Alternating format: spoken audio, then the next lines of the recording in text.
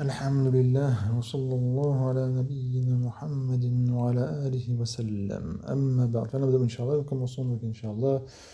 Nous sommes toujours dans le fi'l al-mudari' al-mansoub, donc le fi'l al-mudari' quand il est mansoub. Petite révision. Donc on avait vu que le fi'l al-mudari' il est mansoub quand il y a un nasib qui est placé devant lui. Le pluriel de nasib c'est nawasib, donc an-nawasib.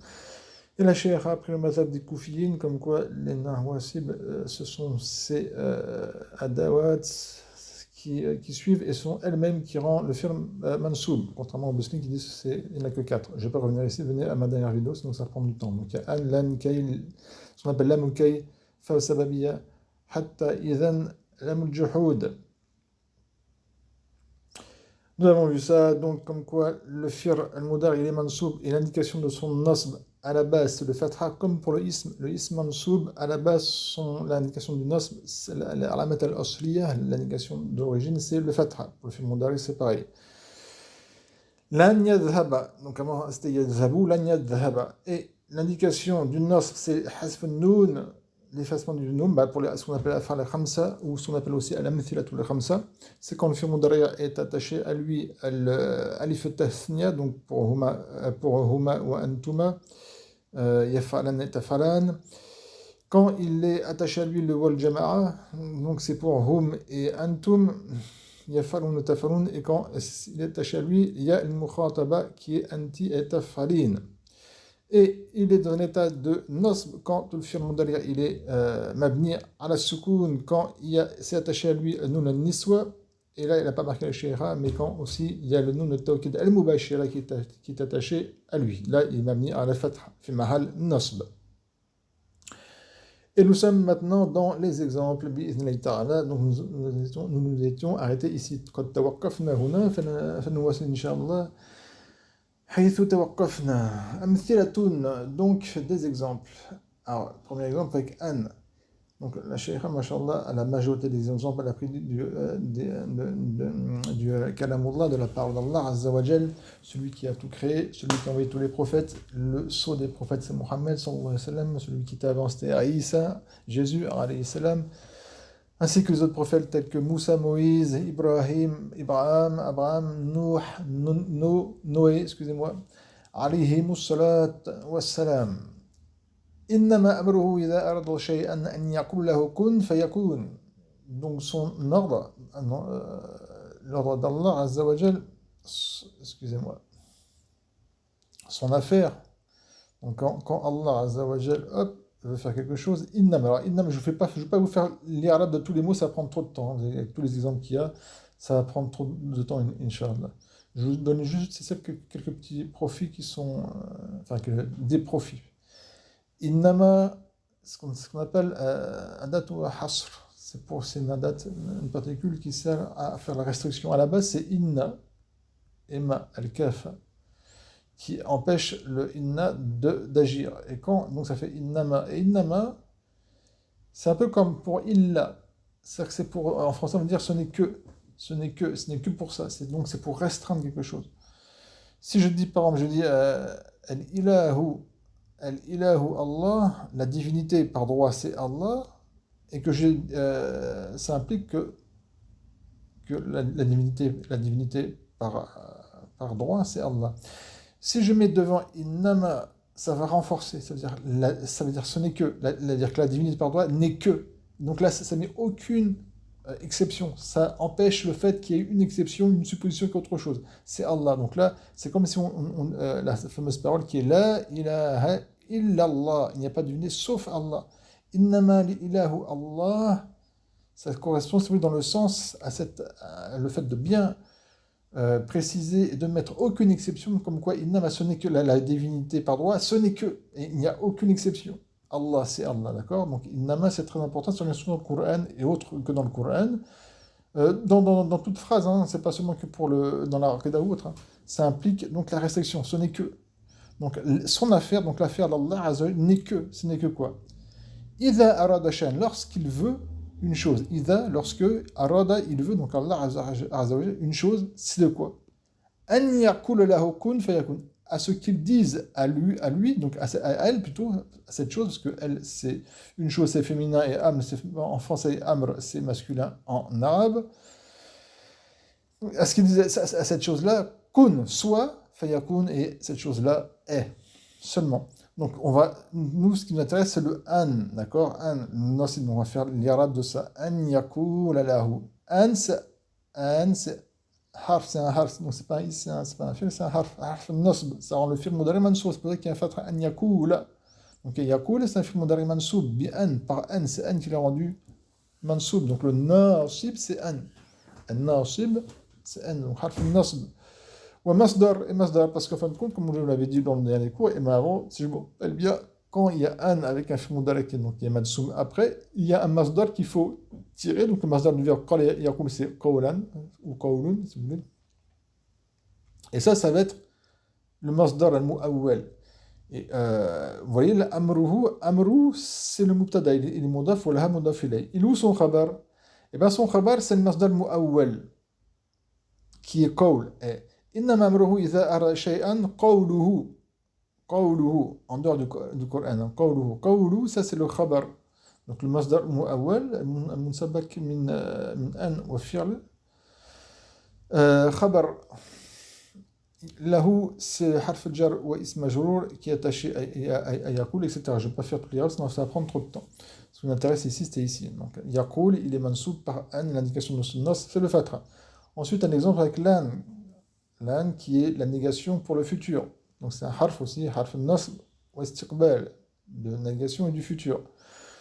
وَيَسْتَعْجِلُونَكَ بِالْعَذَابِ. Et donc Allah Azza wa Jalla, il interpelle son prophète Mohammed sallallahu alayhi wa sallam, il parle des kuffars et il dit وَيَسْتَعْجِلُونَكَ بِالْعَذَابِ. Et ils s'empressent auprès de toi du châtiment. C'est-à-dire que les kuffars, notamment à l'époque du prophète sallallahu alayhi wa sallam, se moquaient entre guillemets du prophète et des musulmans en disant, vous dites qu'il va y avoir un châtiment, qu'il va y avoir le jour de la résurrection, que tout va être chamboulé, etc. Et bien, venez avec ça en riant. Donc, Yastar Jilunaka, donc il t'empresse pour le Abil Adhab, le châtiment. Walan yukhlifallahu warda. Et Allah, donc Dieu avec des majuscules, ne manque pas à sa promesse. Le verbe akhlafa yukhlifu, c'est le fait de manquer à sa promesse, elle ward, c'est ses promesses. Warda, wardahu. Donc là, ce qui nous intéressait ici, par rapport à l'Irab, donc qui prennent patience le jour de la résurrection, comme c'est marqué dans la Bible, notamment même dans le Nouveau Testament, le jour dernier va bien venir et ça va être terrible. Il y a même dans le Nouveau Testament, vous pouvez trouver certaines descriptions, notamment de ce jour-là, qui va arriver, qu'Allah nous préserve de la mécréance.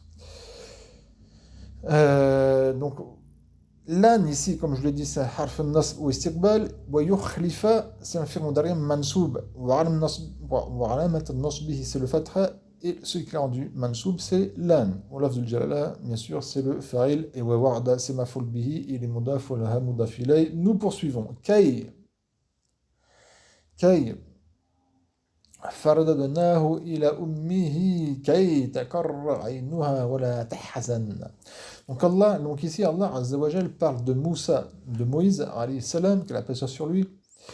Et c'est quand il était enfant, et quand, je ne vais pas vous faire toute l'histoire, donc c'est juste pour vous situer, c'est quand il était tout enfant, quand il est né, vous savez que Pharaon a ordonné à ce qu'on tue tous les enfants des Bani Israël, des Bani Israël, les Israélites, les Juifs, pour pas qu'il y ait, parce qu'il y a eu une prédiction comme quoi il y avait un enfant qui allait le renverser, etc.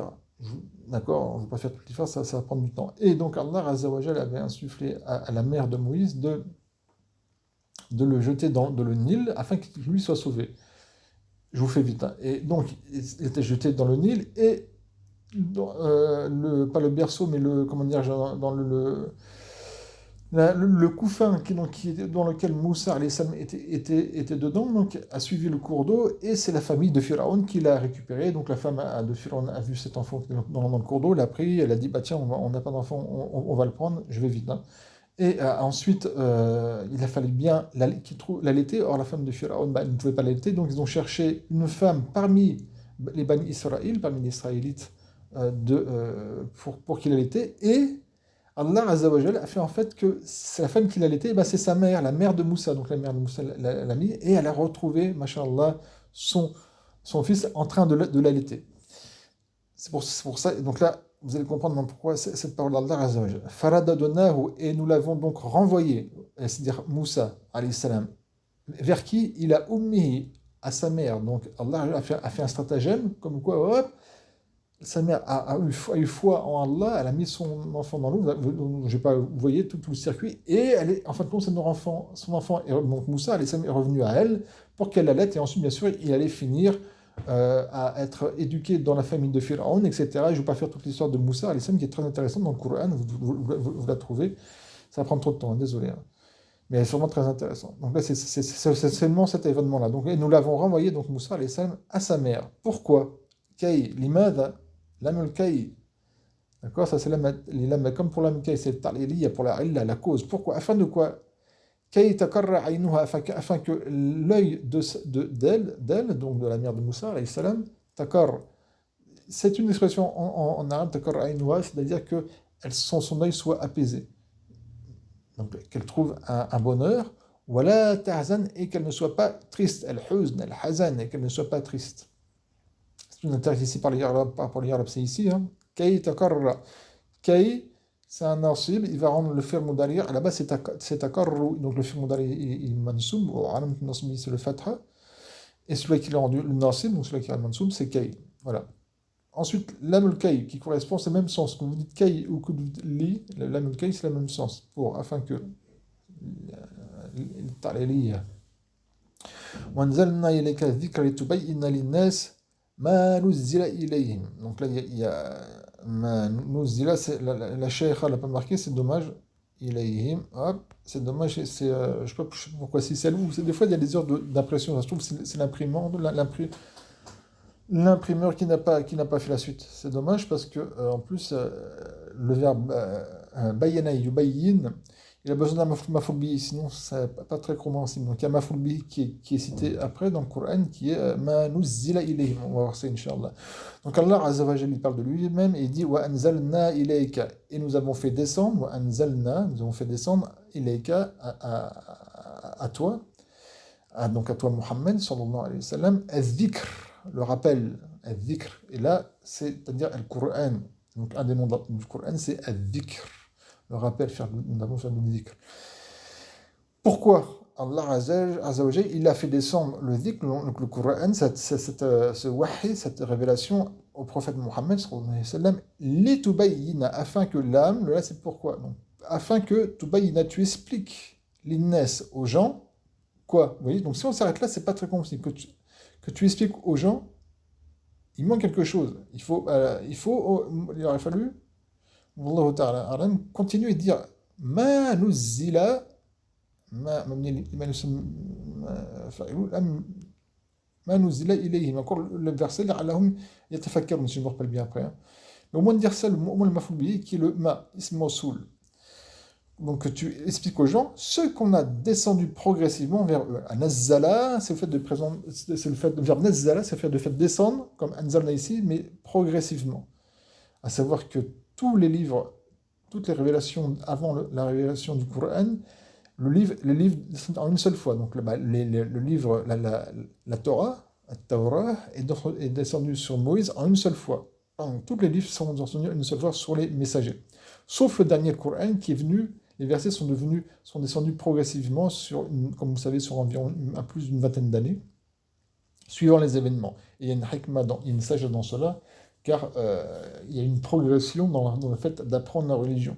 Et c'est mieux que tout descende en une seule fois, d'un seul bloc. Bam, c'est venu, le Coran est descendu progressivement afin que les musulmans, notamment la première génération qui était au prophète, assimilent l'islam, donc notamment les lois, progressivement, suivant les circonstances. Et il y a une hikmah aussi qui est toujours d'actualité, c'est que suivant le pays, la situation où on est, on va prendre l'islam progressivement, et notamment ceux qui se convertissent à l'islam, on ne leur donne pas tout d'un coup.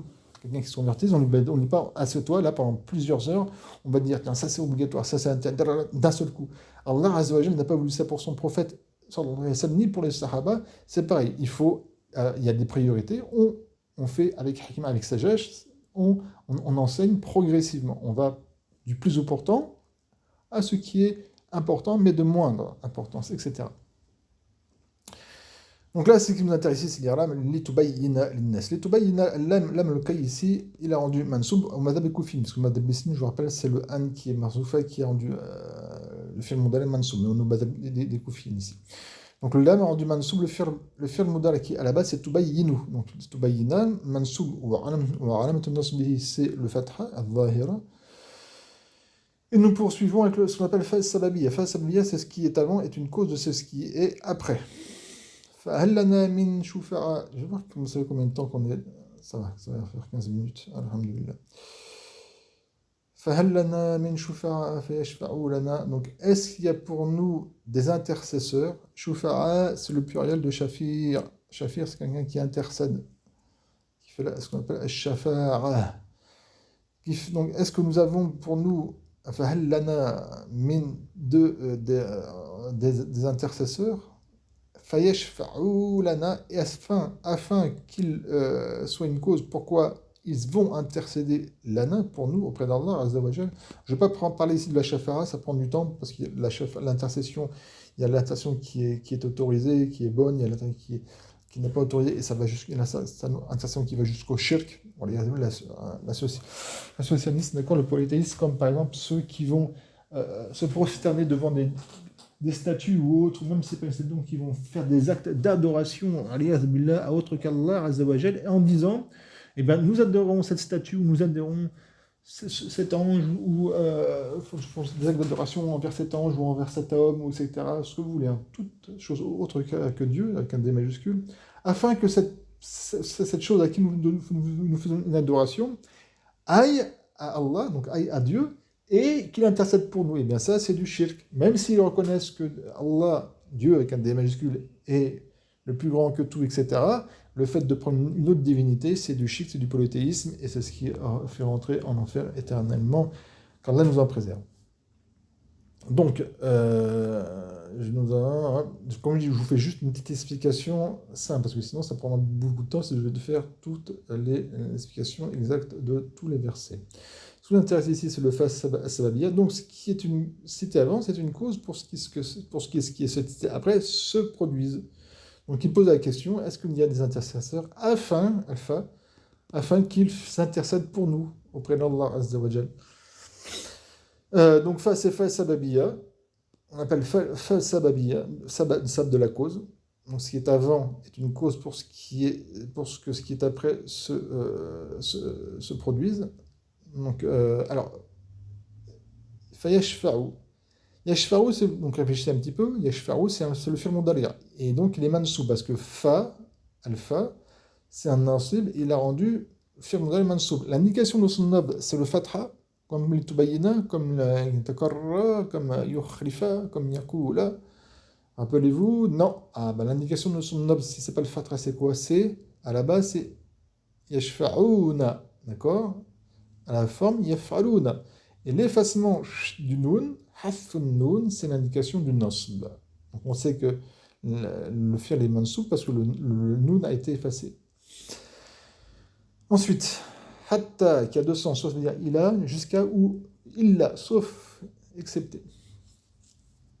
Lan tanalu birra hatta tunfiqu mimma tuhibbun. Donc, vous voyez, en plus il y a le lan qu'on a vu ici. Donc il y a deux nasibs. Ce qui nous intéresse ici, c'est le hatta, mais il y a le lan. On va faire aussi le lan.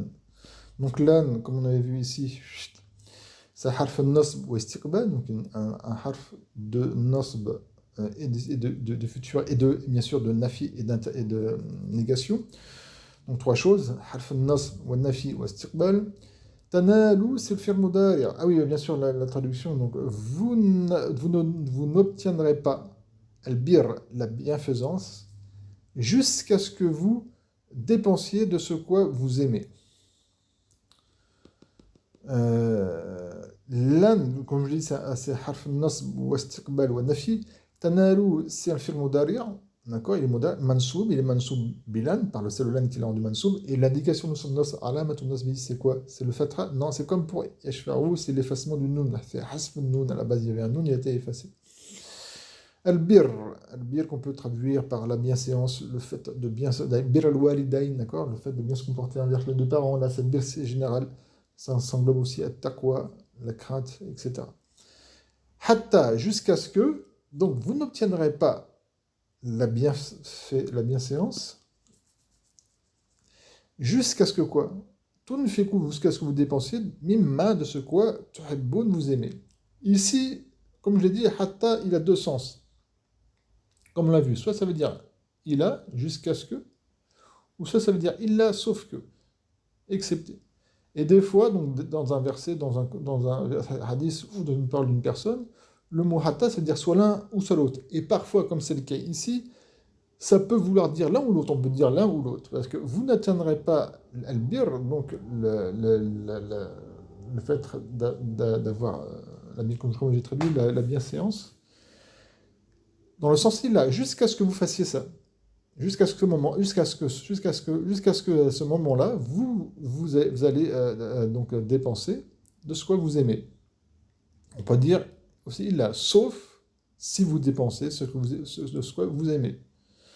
Donc hatta, ce qui nous intéresse ici, hop, c'est que hatta c'est un harf nasb, un harf nasb ou ta'lil, donc qui donne l'explication. Donc ceci c'est une cause. Ah, c'est changé en rouge, c'est comme ça arrive. Allez, je vais le mettre en tac. Ça va. Très bien. تنفق c'est le fi'l mudari' منصوب بحتى, excusez-moi, وعلامة نصبه حذف النون comme pour le verbe يشفع qui est avant et تنال. On continue. Je vais aller plus vite, surtout que là, voilà, on arrive à Isa. Isa, il faut expliquer. Je vous l'avais expliqué dans le cours d'avant. Izan. Alors là, Cheikh a marqué Atlubul ilma Izan tablu al majd. Alors, si on ne sait pas Izan, comment dirais-je utiliser, l'exemple tel qu'il est donné là porte à confusion. Normalement, quand on donne, qu'on verrait dans les livres de Nahu, on dit par exemple Qal Zaydun. Donc Zayd a dit. Donc Zayd, il dit cette parole-là. D'accord, entre guillemets. Atlubul ilma. Donc Zayd, il dit je recherche la science. D'accord, donc j'étudie. Atlubul ilm. Je demande, je recherche la science. Et là, donc ça c'est Atlubul ilm, c'est la parole de Zayd. Et on va dire Amrun, donc fa'ajab Amrun, et donc Amrun, c'est une personne, Amr, lui répond. Donc la deuxième phrase, c'est une réponse d'une autre personne. C'est pas la même personne qui parle. Il faut comprendre. D'accord? Sinon, vous n'allez pas comprendre comment ça marche, entre guillemets. Donc Zayd il dit, je recherche al-ilm, la science. Et Amr, son ami, par exemple, va lui dire Izan tablu al-majda. Donc, alors, Izan, tablu al-majda. Tu obtiendras ou tu atteindras al-majda, la gloire. Alors, c'est pas vraiment aussi un bon exemple, enfin, pour moi, ça, c'est pas un parce que celui qui recherche la science, al-ilm, pour avoir la gloire, il va sûrement trouver en enfer parce qu'il n'a pas regardé, il n'a pas cherché la science pour Allah, Azza wa Jal, pour se rapprocher d'Allah, mais pour sa gloire personnelle, pour se bien faire voir des gens. Et ça, c'est de riya, c'est de l'ostentation, et ça fait partie des al-kaba'ir, des grands péchés, des péchés du cœur qui sont les plus durs. Les péchés du cœur sont plus durs que les péchés du corps. Et d'ailleurs, c'est difficile de voir les péchés du cœur qu'on peut avoir. Donc cet exemple par rapport à là, personnellement, je n'aime pas trop parce que ça incite à faire les choses pour la gloire, pour sa gloire. Chercher la science, ou par exemple ce que je suis en train de faire, enseigner, ou faire des choses, ou donner de l'argent, ou je ne sais quoi, pour la gloire, pour être bien vu des gens, etc. Il n'y a aucune récompense pour cela, mais pire, c'est une cause pour aller en enfer, le fait de chercher sa propre gloire, et non pas la gloire d'Allah Azza wa Jal. Donc faites attention à ce genre de phrases, surtout dans toutes les époques, même à notre époque, même dans les sociétés, que ce soit dans les sociétés occidentales aussi, hein, surtout. Quand il faut faire quelque chose pour toi, pour ta gloire. Il faut que dans la société, tu aies ta position dans la société, il faut que tu sois combatif, etc. Tout cet état d'esprit qu'on vous enseigne depuis l'école, très jeune, jusqu'à l'université, et même dans ceux qui font du commerce, du management, etc. Tout cet état d'esprit qui, en fin de compte, là, c'est du péché, c'est des grands péchés qui touchent le cœur, qui est toujours de se valoriser soi-même. Attention, il faut se valoriser, etc. Qui l'inverse même, le contraire même de at-tawadur, qui est l'humilité. Et quand vous voyez des personnes qui se disent chrétiennes, qui sont aussi dans ce, entre guillemets, délire-là, et que quand vous lisez le Nouveau Testament, et bien vous voyez que même dans le Nouveau Testament, Jésus, alayhi salam, comme c'est marqué, appelle au contraire même de cela. Il n'y a pas à se valoriser, à se glorifier. Au contraire, il faut toujours être humble. D'accord? Il y a certaines paroles dans le Nouveau Testament que j'ai oublié, je ne peux pas dire par cœur, que le dernier d'entre vous sera le premier. Celui qui est humble, qui cherche l'humilité, qui ne cherche pas à être au-devant de la scène, etc. Mais au contraire, c'est lui qui sera le premier le jour de la résurrection. Qu'Allah nous mette parmi les premiers le jour de la résurrection.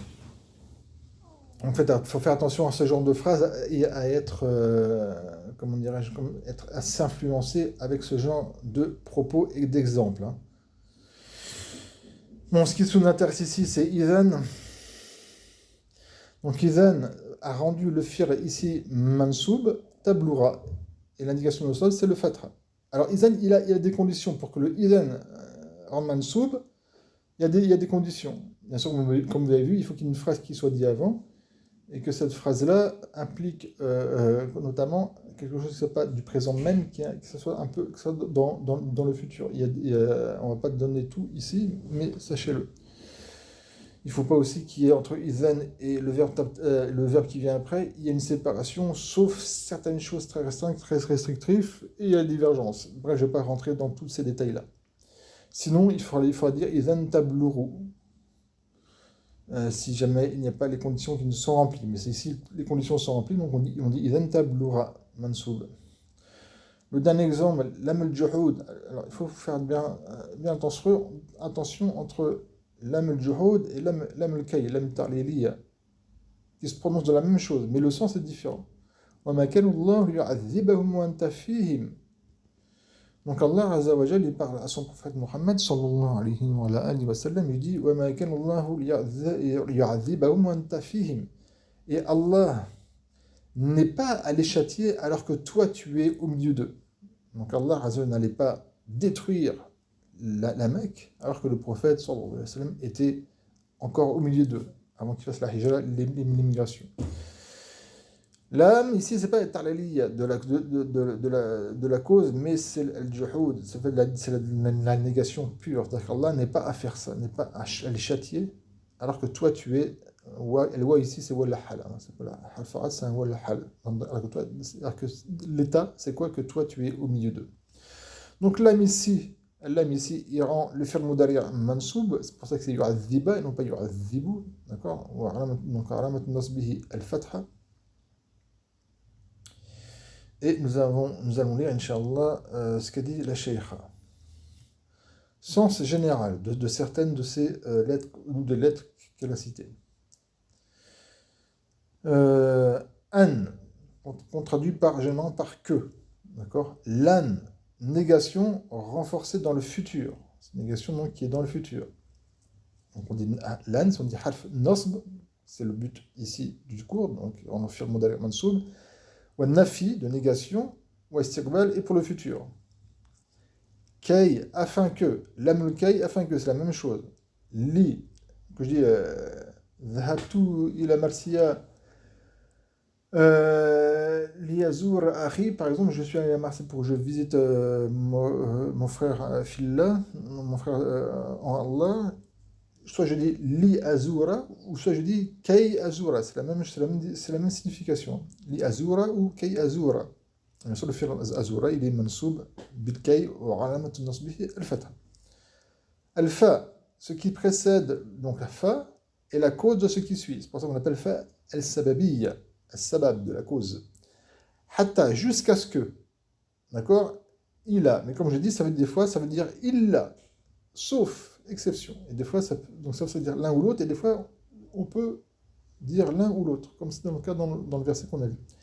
Izan, donc, alors, comme on vient de voir, l'am al-juhud renforce la négation. Al-juhud, le fait de renier quelque chose. Alors, fa sababiyya masbouqatun bin nafi wa nahi wa istifham wa amr. D'accord. Le fa sababiyya doit être précédé pour le fa sababiyya rendre mansoub, il faut qu'il soit précédé d'un nafi ou de ce qu'on appelle un talab. Un talab. Et un talab, ça implique plusieurs choses. Ben, l'interdiction, l'interrogation ou un ordre. Et d'autres choses aussi qu'elle n'a pas citées. Parce que là, ici, on est pour les débutants. D'accord. Donc, pour que fa sababiyya il soit mansoub, il faut qu'il y ait quelque chose. Ben, vous voyez, donc, dans le verset, ici, il y a hal. Il y a un istifham, une interrogation. Donc, le fa, il a rendu mansoub. Il n'y aura pas eu une interrogation, ou une négation, ou une interdiction, ou un ou d'autres choses, eh bien, ça n'aura pas pu avoir, le fa sabli n'aura pas pu rendre le fi'l mudari' mansoub. Ouais, je vais m'arrêter, Inch'Allah. On va s'arrêter ici, Inch'Allah, et on continuera plus tard, bi'iznillahi ta'ala. Barakallahu fikum, subhanakallahumma bihamdik, la ilaha illa ant, astaghfiruka wa atubu ilayk, wa sallallahu ala nabiyyina Muhammadin wa ala alihi wa sallam.